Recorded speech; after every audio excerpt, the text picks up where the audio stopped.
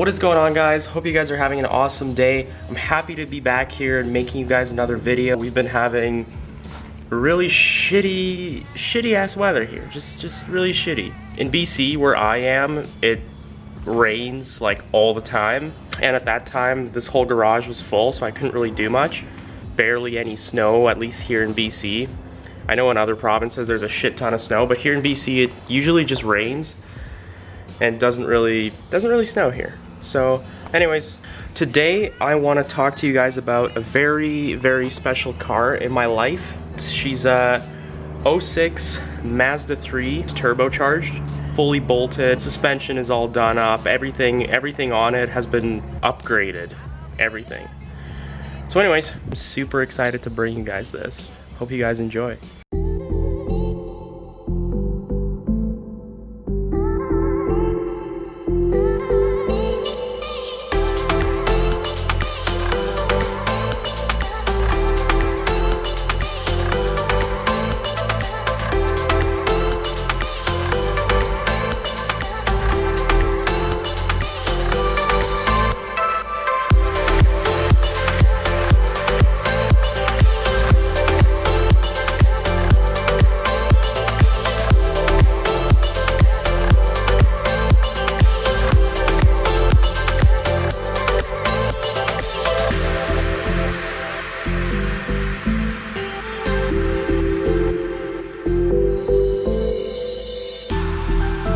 Alright guys, so that is the car. I'm gonna start off by telling you the background story of the car and how I got it to begin with. I purchased this car September of 2018. I just happened to be browsing Craigslist one night and I stumbled upon this car. And the guy was asking $1,200 Canadian for it. So the issue with the car was it had a misfire. I said it had a misfire, you know, check engine light flashes, yada yada yada. So then I was like, okay, body was all right, you know, maybe, you know, needs a coil pack, spark plugs, you know, whatever. You start with the basics when it comes to misfires. Drove the car, it pretty much wouldn't even drive. It was very dirty when I showed up. It was very neglected. I found out that the engine was done. And it had literally 0 PSI compression in cylinder number 3, which is the classic, actually common cylinder to go in the 2.3 Duratex. And it had the original stock 5-speed transmission. We found out a bunch of other stuff about it. So number 1, all 4 wheel bearings were gone. They were completely gone. It was rumbling, it was howling, it was a disaster. I don't even want to remember all the bad memories about this thing.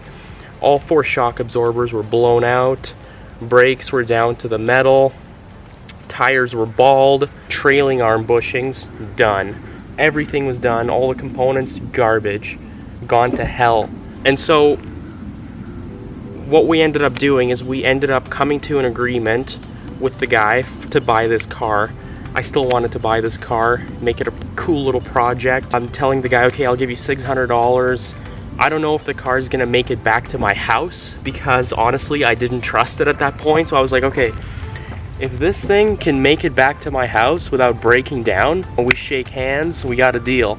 And that's what happened. He's like, okay. What ended up happening next? Ooh, that's bright. We ended up pulling the engine out and we decided to put in a 2.5 liter from a 2011 Mazda 3 2.5 Duratec or MZR. Depends if it's from a Mazda or from a Ford. They're the same engines. All the struts.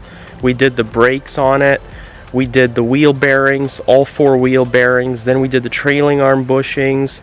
A couple motor mounts, rebuilt the whole thing from scratch. We pretty much started with just a shell, but that doesn't end there.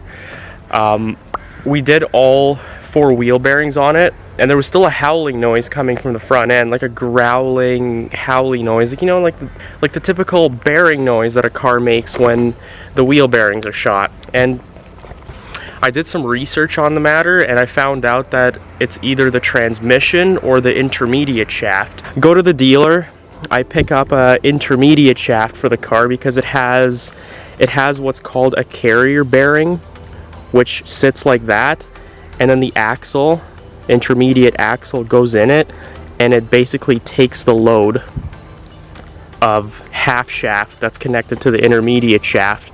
So I thought, okay, maybe that bearing has went or failed, so okay, I replaced that one, and unfortunately the noise was still there. So the only thing that it could have been is the transmission at that point. And at that point I was very, very disappointed, because I had to put a transmission in, take everything out again, strip it down. Apparently a very common issue on these 5-speed transmissions.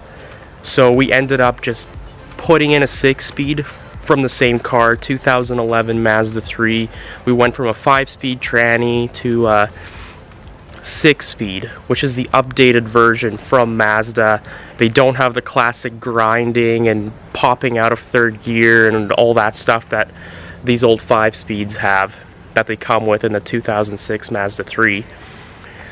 So there you guys have it. That's the background story of the car. Now we're gonna go into all the mods that are done to it. So guys, I will have all the mods that I did to this car in the description down below. So if you look down there, all the mods will be listed. Motor, like I said before, 2.5 liter swapped from a 2011 Mazda 3 sedan, which was also manual. We got the painted valve cover. Guys, like, this is a rattle can paint job, and I think it turned out pretty sick, and it's been through a bunch of heat cycles already, and honestly it still looks pretty damn sick. We have NGK iridium spark plugs gap to 0.28, especially for the turbo, needs the smaller gap. Then we got the turbo itself. That is a CXRacing T3 T4 turbocharger, around $400 Canadian. $400 Canadian for all you US guys out there. We got Performance World turbocharger blanket. That was around $100 Canadian. We got the 3-inch down pipe, which is a eBay special pretty much. And it's wrapped in heat wrap. eBay special down pipe, $70. Had to be custom fabricated at a shop and re-welded, because nowadays when anybody tells you that something is bolt on, don't believe them. That thing did not bolt right on, which is actually expected for an eBay downpipe. But anyways, the intake is just a Mazda 3 AEM cold air intake, which has been cut to fit. So it ended up, it was actually way longer before, but we ended up cutting it right here and just using a 90-degree coupler to mount the filter down there, which is also a dry flow filter. Please do not use oiled filters on these cars or on MazdaSpeeds, because it will gum up your MAF sensor. Remember that, guys. Anyways, this is also a CXRacing front mount intercooler kit for the MazdaSpeed 3, not a Mazda 3, MazdaSpeed 3. So we got the front mount intercooler kit. It unfortunately wasn't directly bolt on like I thought. So all the pipes actually worked except for 2 for the MazdaSpeed. So this one had to be cut around I'd say 3 or 4 inches or so, just so this bend would clear the hood, because this hood is not as deep as the MazdaSpeed. The Mazda 3 throttle body sits all the way almost on the top. The MazdaSpeed throttle body, however, sits all the way deep in there, all the way in there, my finger's pointing. So that meant that the last pipe would not work, because it was meant for the MazdaSpeed, obviously. So I had to go out to my local Mopac store and grab this 45-degree long coupler to attach to the second last pipe. That was from the CXRacing kit. Got the Megan Racing strut bar, helps me grip around those corners, complemented by these Toyo tires. These are the R1R series. They're autocross track tires. It's almost winter and I need to get winter tires, which I will. Stock passenger side motor mount, torque solution mount for the rear of the motor. How the turbocharger is mounted, we have an Eibach T3 T4 log manifold cast iron.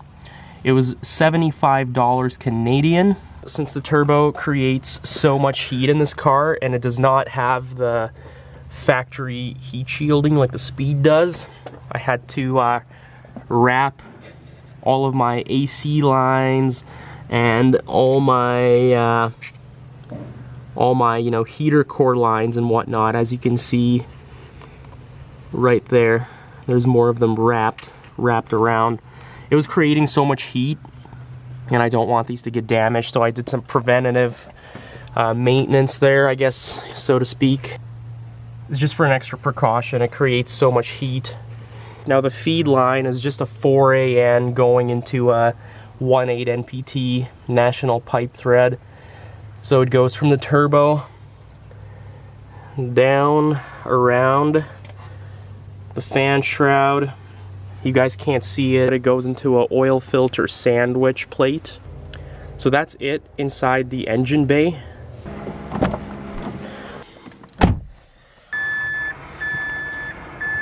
So we got the oil pressure gauge, we have the boost gauge, and we have the air-fuel ratio gauge. The boost gauge is running off the blow-off valve. It's a multi-port vacuum line system. Air-fuel ratio gauge is running off the exhaust, which has been drilled and welded with a custom bung. 6-speed manual transmission. So from the 5-speed to the 6-speed. So to make this work, parts list for that was, first of all, we needed the transmission. It's a 2011 Mazda 3. Parts consisted of the tranny. This is the MazdaSpeed 3 shifter box and knob and boot assembly and the trim piece. All MazdaSpeed. Underneath of the shifter assembly is the 2011 2.5 liter Mazda 3 6-speed shifter cables, which attach to the transmission side on that little bracket that you guys know. It hooks like that and then it slides like so. Suspension, I wanted to get a little bit of an upgrade. Bilstein B8, that's what I went with. They're just a little dirty from road grime. They're not rusting like the Coney's over there already. Shame on you, Coney. Eibach lowering springs. I didn't want to slam the car. I just wanted to, you know, just make it look a little bit better. The CorkSport front sway bar for the MazdaSpeed with Whiteline adjustable links. And also the whole rear end of this car has been rebuilt. Stock MazdaSpeed 3 muffler. And behind the muffler is full 3-inch piping all the way to the downpipe, which is also catless.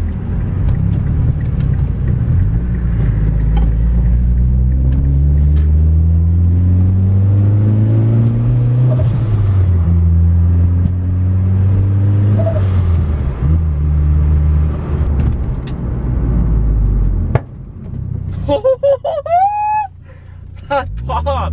Stock 2.3 NA ECU running off the Mazda Edit base map.